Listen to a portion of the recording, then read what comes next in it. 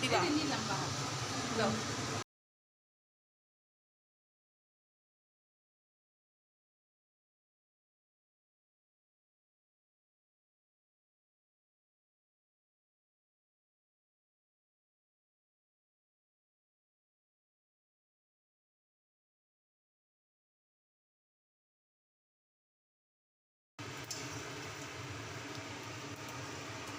মশলাটা খুলো মা।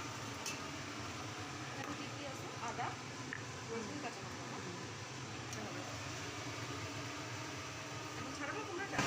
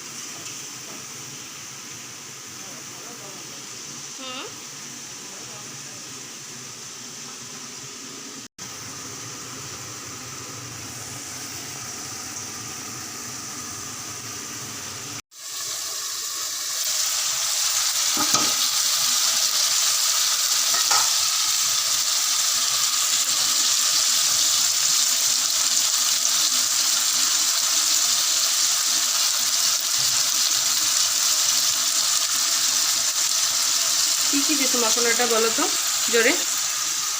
কাঁচা লঙ্কা, শুকনো লঙ্কা, আর একটু জিরার গুঁড়া, আর হলো আদা, আর রসুন, একটা ছোটো পেঁয়াজ, ব্যাস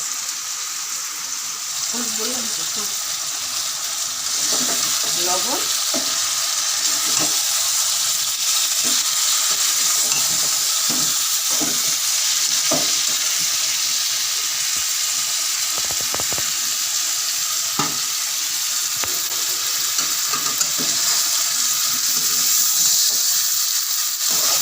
তো ফ্রেন্ডস দেখুন এরকম সবজিটাকে আপনাদেরকে সুন্দর করে কষিয়ে নিতে হবে। তারপরে কিছুক্ষণ ঢাকনা দিয়ে এটাকে 10 মিনিট রাখলে দেখবেন বেশ অনেকটা জল ছাড়বে সবজির থেকে। তারপরে এই দেখুন জল ছেড়েছে 10 মিনিট পর এটা। তারপরে এই সময় আপনাদেরকে যে চিংড়িটা ভাজা করে রাখা আছে সেটার মধ্যে দিয়ে দিতে হবে। তারপরে এটাকে সুন্দর করে নেড়ে চেড়ে 5 মিনিট ঢাকনা বন্ধ করে এটাকে একটু কষাবেন।